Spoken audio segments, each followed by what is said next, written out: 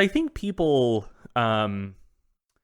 one, don't exactly realize why resistance training is beneficial for bone health, and two, fail to appreciate just how fucking strong your muscles are. So, the aspect of resistance training that is most beneficial for bone health is the compressive forces on the bone. Like basically, muscle is contracting, and it's spanning the length of a bone. Maybe it's spanning two joints. Maybe it's originating on a bone and inserting past the end of the bone. But basically, when that muscle's contracting, it's putting compressive force on the bone, and that is the stimulus for bone remodeling. Cool stuff. And so I think a lot of people, when we're looking at, say, optimizing squat biomechanics or something like that, we're generally quantifying external forces. So basically, what are the forces that the barbell is placing on the body that we then have to overcome?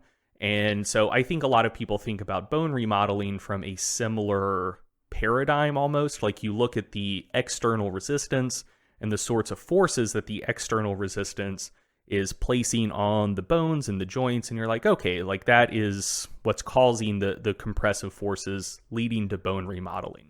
But most of the compressive forces that your bones are feeling are actually just coming from the muscle contraction itself. So for example, if you're interested in like forces on the femur, like compressive forces on the femur, maybe they're greater in the squat than the knee extension because, like, you have the bar pressing down on your body. Like, there are some external compressive forces resulting from just the load of the bar itself. But most of the compressive forces on the femur are just coming from the quads contracting really hard. So it's not like there's an order of magnitude difference of compressive force on the femur from the squat versus the knee extension.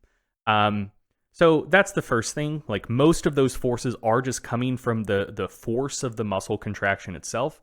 And then two, your muscles are very strong. Like the human body is built in a way where we're designed for mobility more so than force output. So for example, I think this is just easiest to see with the bicep. Like your bicep inserts very close to your elbow. So it's like the length from your, like the distance from the middle of your elbow to your hand is probably like 10 times greater than the distance from the insertion of your bicep to the center of the elbow joint itself.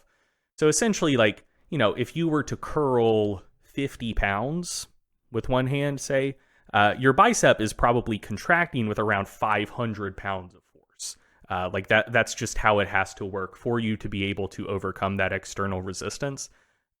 500 pounds of force is a ton of force. Like, I don't think most people, like, if you can curl 50 pounds with one hand, I don't think it's going through your head like, oh, my biceps are producing 400 or 500 pounds of contractile force right now. But they are. And that's how basically all of your muscles at basically all of your joints work. Your muscles originate and insert very close to the joints that they cross. So they have to be contracting with an enormous amount of force to move an external resistance.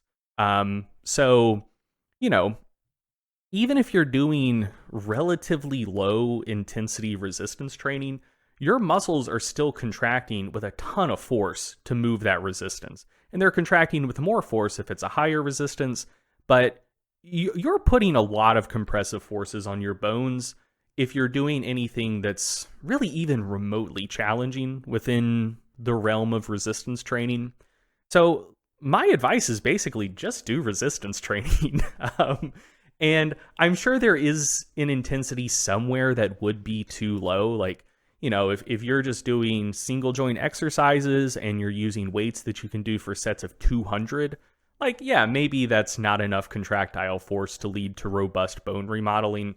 But if you're doing resistance training with any sort of load that becomes challenging after fewer than 20 or 30 reps, you're putting an enormous amount of compressive forces on your bones, which seems to be more than sufficient for bone remodeling to either improve bone mineral density or preserve it as you age.